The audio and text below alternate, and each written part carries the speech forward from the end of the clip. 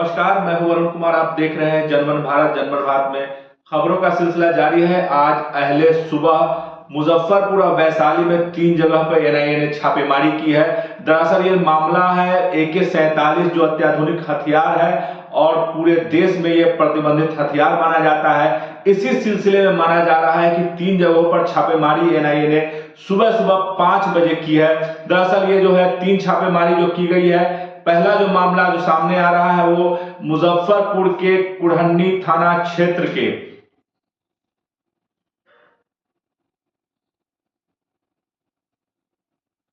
नमस्कार, मैं हूं वरुण कुमार। आप देख रहे हैं जनमन भारत। जनमन भारत में आपका स्वागत है। आज खबरों का सिलसिला जारी है। आज सुबह सुबह एनआईए ने 3 जगहों पर छापेमारी की है। मुजफ्फरपुर और वैशाली के 3 थाना क्षेत्रों में ये छापेमारी हुई है। इसे माना जा रहा है कि बीते कुछ महीनों पहले AK-47 जो पूरे देश में प्रतिबंधित हथियार है उसी की तलाश में एनआईए आई थी। इसका कनेक्शन नागालैंड से जोड़ा जा रहा है। ये जो छापेमारी हुई थी, ये छापेमारी मुजफ्फरपुर जिले के कुढ़नी थाना क्षेत्र के जो मनकौली गांव है वहां के मुखिया नंदकिशोर यादव और भोला राय के यहाँ हुई थी। उनके बेटे की पहले भी गिरफ्तारी हो चुकी है। उसके पास से AK-47 बरामद हुआ था।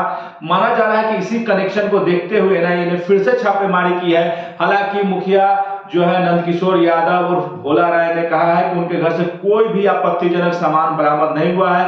हाँ, नकद जरूर कुछ बरामद हुआ है जो उनके घर के खर्च के लिए है, जिसका ब्यौरा देने के बाद एनआईए ने आश्वस्त किया है कि उसे छोड़ दिया जाएगा, उन्हें फिर से वापस दे दिया जाएगा। वहीं दूसरी तरफ मुजफ्फरपुर के मिठनपुरा थाना क्षेत्र में बबलू खान के यहाँ भी छापेमारी चली। करीब 5 घंटे तक यह छापेमारी चली। बबलू खान को आर्म सप्लायर के रूप में जाना जाता है। उनकी पहले भी गिरफ्तारी हो चुकी है। वहीं एक जो मामला है वैशाली में जो मामला सामने आ रहा है वो बरियारपुर थाना क्षेत्र में भी छापेमारी चली। यह पूरी छापेमारी जो है सुबह सुबह हुई थी, तीनों जगहों पर हुई थी।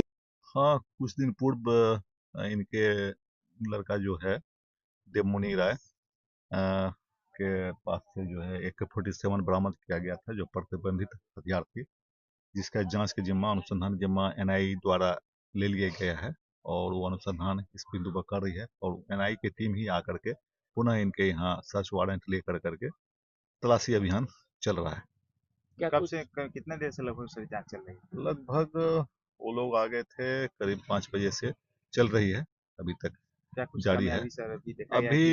अभी कुछ पता नहीं चल कह पाना यह है कि अंदर में वही लोग का टीम है और जो भी उनके साथ जो है 2 पदाधिकारी हैं उनके साथ हैं जो निष्पक्ष साक्षी हैं, जो वो भी सरकारी कर्मी हैं जो बाहर के हैं जो उनके साथ हैं और वो लोग ही अपना सर्च अभियान कर रहे हैं।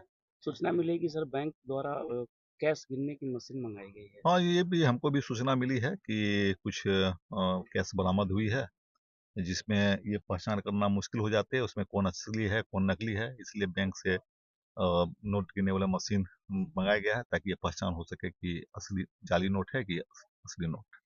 अब बात तुर्की थाना क्षेत्र की करेंगे, जहां के थाना प्रभारी प्रमोद सिंह के खिलाफ भीम आर्मी ने एक अलग मोर्चा खोल दिया है। उन पर गलत काम करने का आरोप लगाया जा रहा है। भीम आर्मी के प्रतिनिधि को मारपीट करने का आरोप लगाया जा रहा है। इसे लेकर जिलाधिकारी को एक ज्ञापन सौंपा गया है। भीम आर्मी ने कहा है कि अगर उनकी सुनवाई नहीं हुई तो इसे लेकर उग्र आंदोलन किया जाएगा और बाबा साहब जो संविधान बनाया है, संविधान के तहत जो है वो किसी को भी कार्रवाई करनी होगी, काम करनी होगी। अगर थाना प्रभारी सस्पेंड नहीं होते हैं तो आगे आंदोलन किया जाएगा।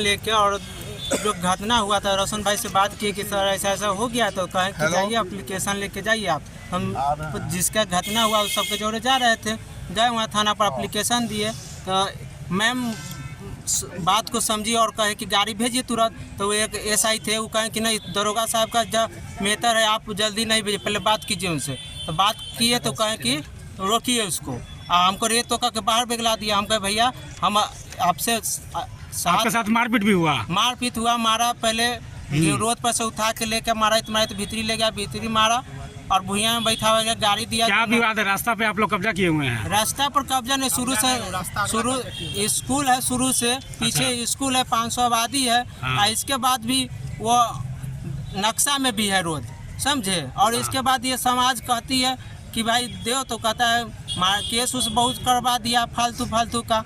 रास्ता जमीन किसके कब्जे में? जमीन अभी रास्ता है तो घेरवा रहे हैं मुखिया थाना अध्यक्ष साहब। अच्छा, आप लोग का रास्ता बंद कर रहे हैं, बंद करवा रहे हैं। कितना लोग की रास्ता है? 500 का आबादी है पीछे।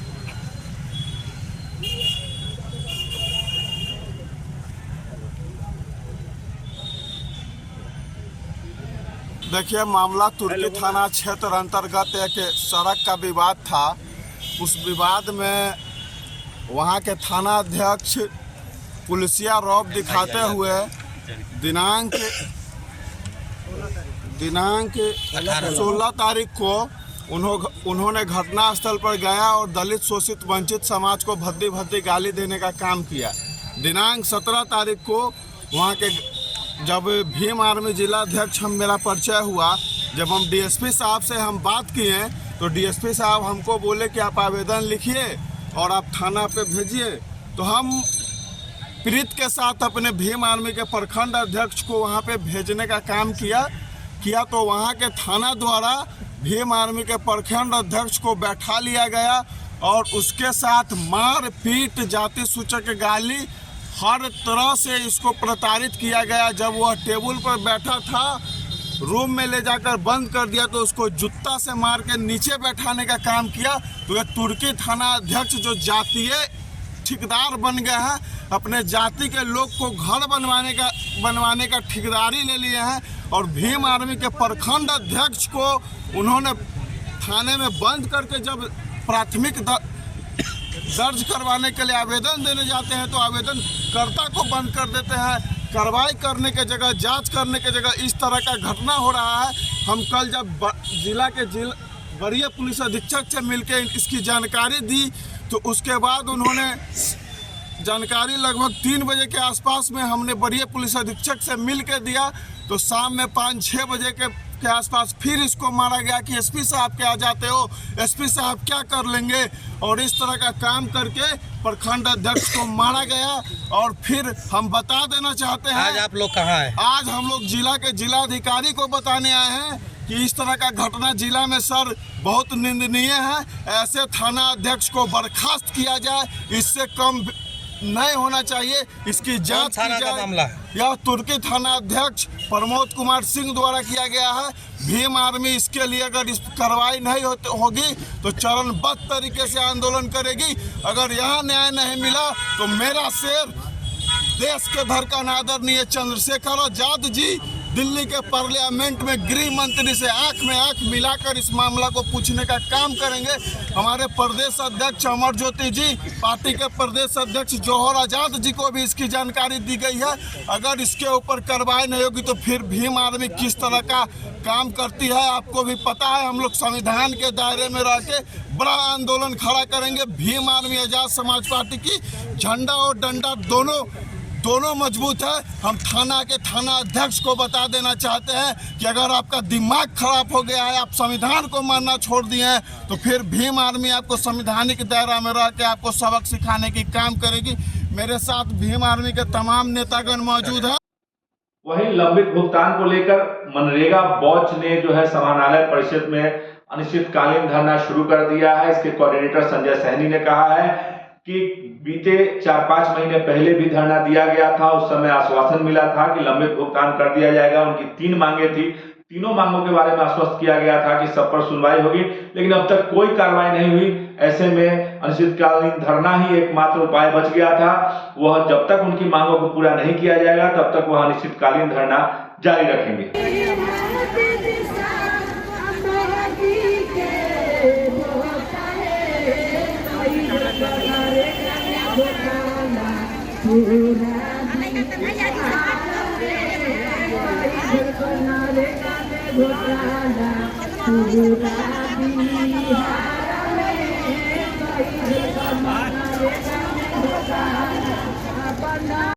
मांग लेके आए हैं 3 मांग, जैसे जॉब कार्ड, दूसरा काम नहीं मिल रहा है, तीसरा बकाया राशि नहीं मिला है अभी तक।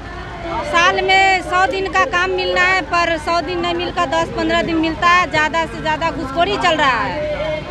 ज़्यादा जेपीसी टेलर से होता है, हम लोग मजदूर बैठे हुए हैं, इसीलिए अनिश्चितकालीन धरना पर है। जब तक हमको काम नहीं मिलेगा सभी पंचायत या ब्लॉक, तब तक धरना पर बैठे रहेंगे। चूल्हा चौकी बर्तन बासन सब है, खाना यहीं बनाएंगे, यहीं रहेंगे। और नहीं मांगे पूरा होने पर हम लोग बकरी, गाय, भैंस, मुर्गा, मुर्गी सभी लेके आएंगे।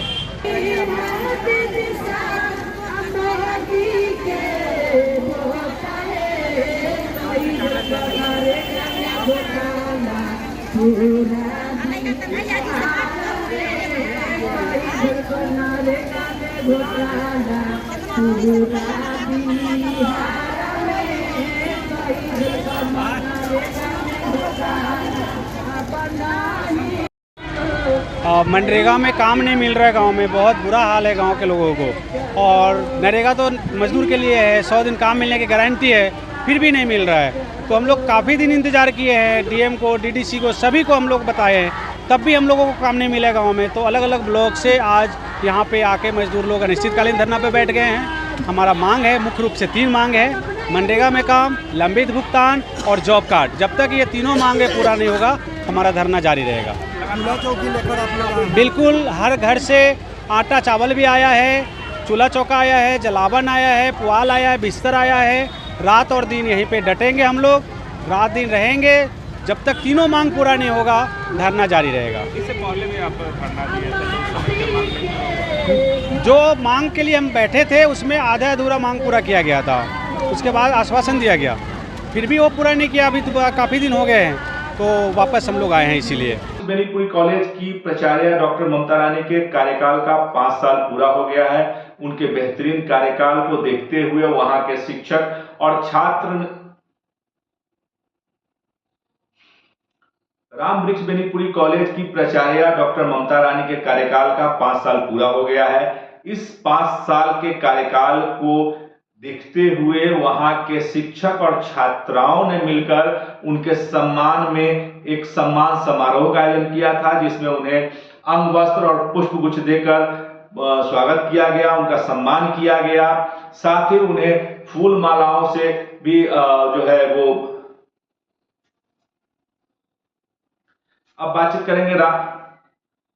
करेंगे राम वृक्ष बेनीपुरी की, जहां पर राम वृक्ष बेनीपुरी कॉलेज की प्राचार्य डॉक्टर ममता रानी का कार्यकाल 5 साल का पूरा हो गया है। उनके इस कार्यकाल को पूरा होने के बाद वहां के शिक्षक और छात्राओं ने उनके लिए एक सम्मान समारोह का आयोजन किया था, जिसमें उनको पुष्पगुच्छ, अंगवस्त्र और कई सारे उपहार देकर सम्मानित किया गया है। वहां के जो सहायक प्रधानाध्यापक हैं संजय पांडे, उन्होंने कहा कि मैडम बेहतरीन कार्य कर रही थी। उनके कार्यकाल में जो है कॉलेज काफी प्रगतिशील रहा है, काफी कुछ नया कोर्सेज शुरू हुआ है, वह सभी की सुनती थी सारी बातों को, चाहे वो शिक्षक हो या छात्राएं हो, सबकी जो है शिकायत सुनकर उस पर अमल करती थी, उन शिकायतों को दूर करती थी। वहीं प्राचार्य डॉक्टर ममता रानी ने कहा कि यह कार्यकाल 5 साल का रहा, कोविड रहा 2 साल, वो जितना कर सकती थी उन्होंने किया है। हालांकि अभी उनका कार्यकाल बचा हुआ है, अभी वो यहाँ पे है, अभी यहाँ से जा नहीं रही है। इस कॉलेज के लिए जो भी बेहतर हो पाएगा, इस महाविद्यालय के बेहतरी के लिए वो हमेशा प्रयासरत रहेंगी और प्रयास करेंगी कि कॉलेज और बेहतर हो और अपना स्वर्णिम इतिहास लिखे।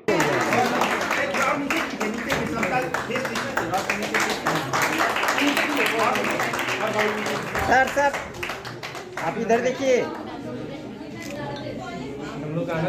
हाँ हाँ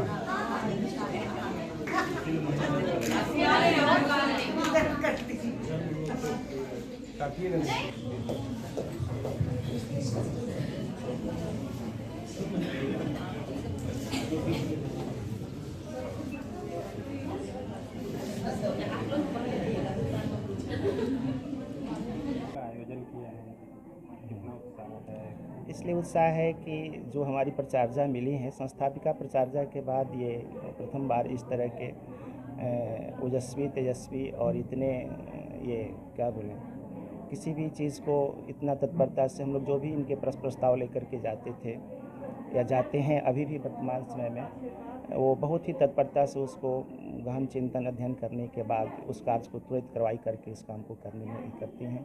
और इनका कार्यकाल ये वर्ष 2019 के 20 दिसंबर को ज्वाइन की थी मैम, आज उनके कार्यकाल का 5वां वर्ष पूर्ण हो रहा है।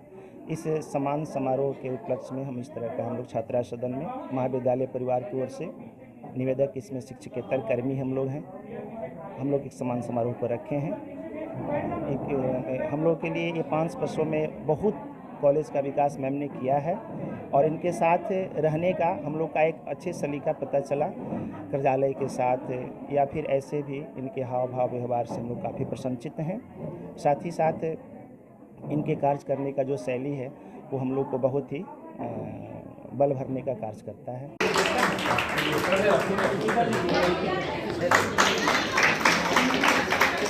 सम्मान समारोह का आयोजन हुआ है, आपके 5 साल पूरे भी हो गए। जी जी, क्या कहूँगी, मन आह्लादित है। रामवृक्ष बेनीपुरी महिला महाविद्यालय में 5 साल पहले मैंने कार्यभार संभाला और यहाँ के शिक्षकों द्वारा, यहाँ के शिक्षकेतर हमारे सहयोगियों द्वारा साथ दिया गया और यहाँ भी मैंने जो कुछ मुझसे बन पड़ता था उतना करने की कोशिश की।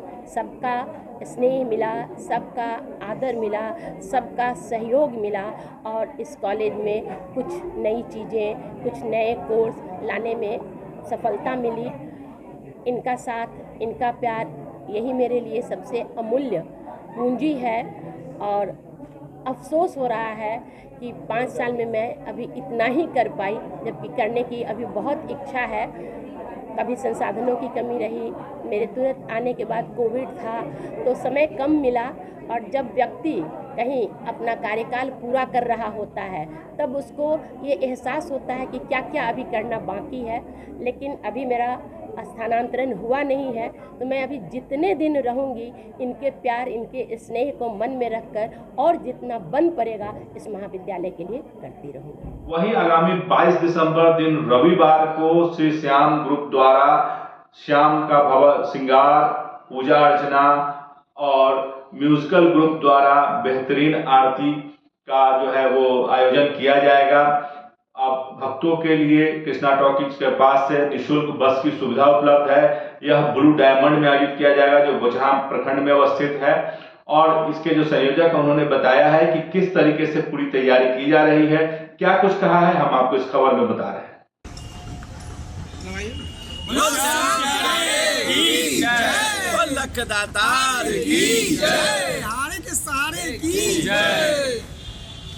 क्या कार्यक्रम मुंह में आ रहा है, ये क्या कुछ आयोजन किया जा रहा है?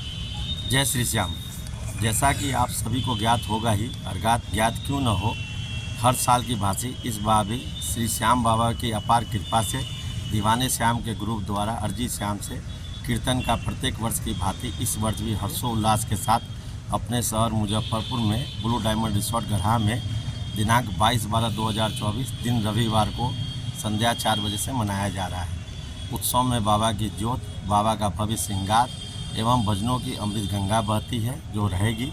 भजनों से बाबा को रिझाने के लिए श्री सौरभ जी शर्मा कलकत्ता से, श्री चेतन ददीत जयपुर से, श्री पवन जी मिश्रा लखनऊ से, हमारे सोहन जी अग्रवाल मुजफ्फरपुर, आलोक जी शर्मा मुजफ्फरपुर तथा KBR म्यूजिकल ग्रुप द्वारा अपनी प्रस्तुति दी जाएगी। बाबा का भव्य श्रृंगार हमारे छोटे भाई जयपुर से राहुल जी शर्मा करने आते हैं हर वर्ष, वो भी इस वर्ष आ रहे हैं। भक्तों के आने जाने के लिए बस एवं गाड़ी की निःशुल्क व्यवस्था संध्या 4 बजे से कृष्णा सिनेमा पेट्रोल पंप एवं सिकंदरपुर गौशाला के पास भी उपलब्ध रहेगी। साथ ही एक और जानकारी दी जा रही है कि हर वर्ष की भांति इस वर्ष भी बाबा का निशान पद यात्रा दिनांक 21/12/2024 दिन शनिवार को दोपहर 2 बजे से ब्लू डायमंड से चल के निशान यात्रा अपने रत्ना बैंकेट हॉल अखाड़ा घाट आएगी और दोपहर में 2 बजे से श्री श्याम मंदिर सुतापट्टी तक जाएगी। अतः आप सभी भक्तों से अनुरोध है कि हजारों की संख्या में पहुंचकर बाबा की निशान यात्रा और ज्योत का लाभ लेवें और कीर्तन में भी 22 तारीख को संध्या 4 बजे से सम्मिलित होकर के बाबा का कीर्तन 4 बजे से, बाकी और कार्यक्रम कब बजे से? कीर्तन रविवार को संध्या 4 बजे से है और 21 तारीख शनिवार को सुबह में 8-9 बजे से निशान का पूजन है और वहाँ से गाड़ियों द्वारा निशान अपने रत्ना बैंकेट वाला अखाड़ा घाट आएगा और वहाँ से 2 बजे दिन में पद यात्रा करके हम लोग अखाड़ा घाट से रत्ना बैंकेट से श्री श्याम मंदिर सुतापट्टी तक जाएंगे। कलाकार लोग कहाँ से आ रहे हैं? कलाकार इसमें सौरभ जी हैं कलकत्ता से, चेतन जी हैं जयपुर से, पवन जी मिश्रा हैं वो लखनऊ से हैं, और हमारे सोहन भाई हैं मुजफ्फरपुर, आलोक जी शर्मा मुजफ्फरपुर से। वहीं आज सुबह में एक तेज रफ्तार ट्रक ने सदर थाना क्षेत्र के मझौलिया चौक पर एक मोटरसाइकिल सवार को टक्कर मार दी। इसमें किशोरी गंभीर रूप से घायल हो गई, उसे नजदीक के अस्पताल में भर्ती करा लिया गया है। मौके पर पहुंची पुलिस ने ट्रक को जब्त कर मामले की कार्रवाई शुरू कर दी है।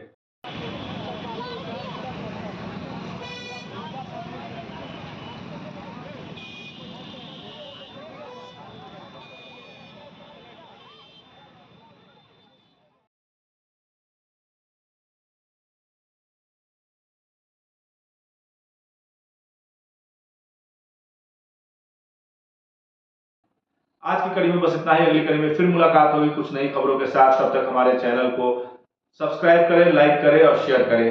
नमस्कार।